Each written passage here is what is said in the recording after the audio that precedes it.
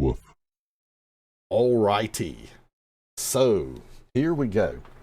This is the new DevBlog from today, June 8th of 2023.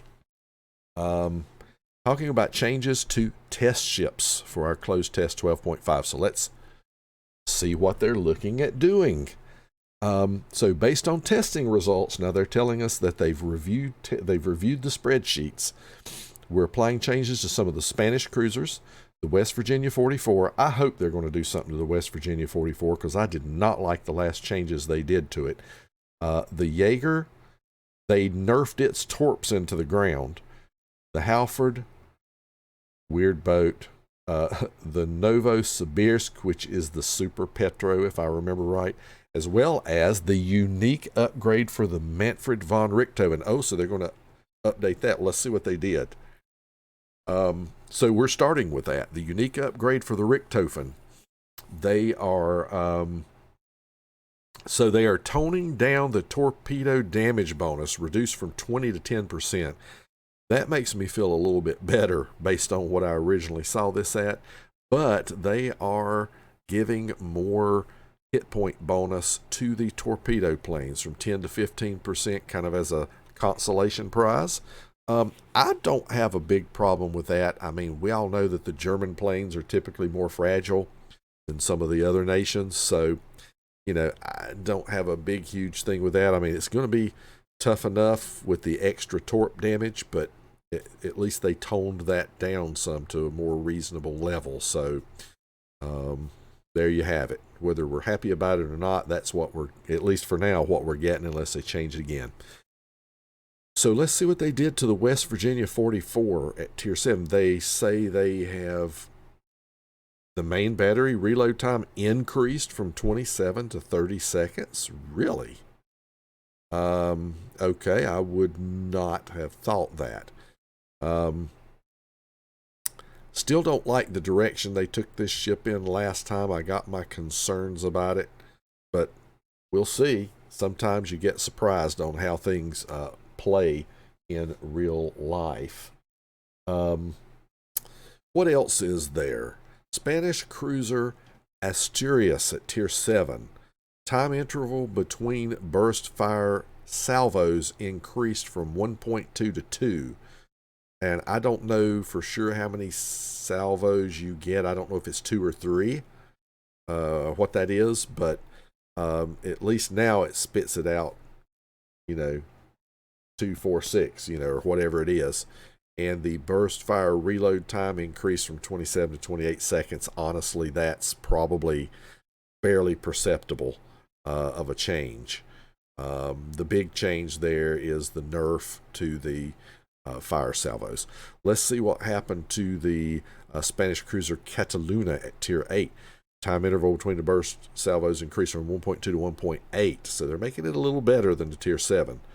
The reload time increased from 25 to 26.5, okay. And the main battery reload time reduced from 11 to 10.5, okay. So they must have seen the DPM not be something like they liked, so, okay. We shall see.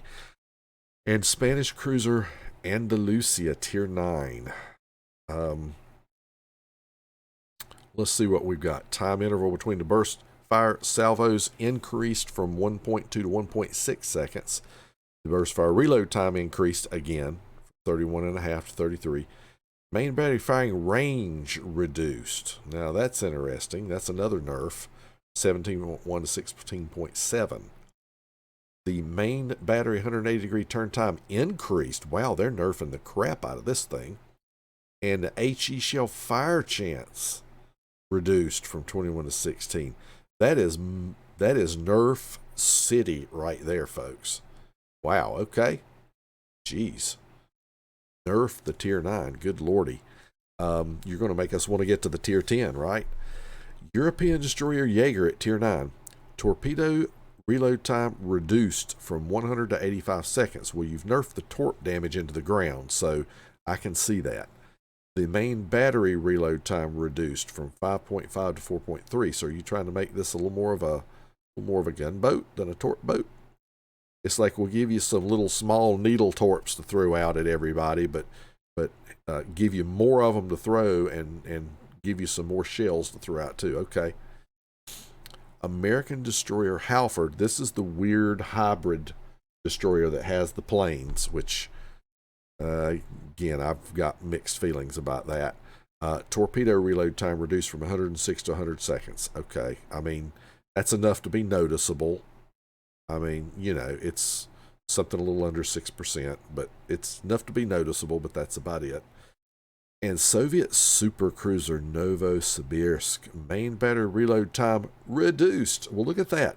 One of the few buffs in the list, and it's on the Russian ships. Imagine that. Okay.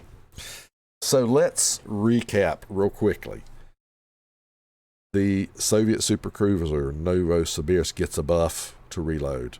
The Halford gets a slight buff to torpedo reload.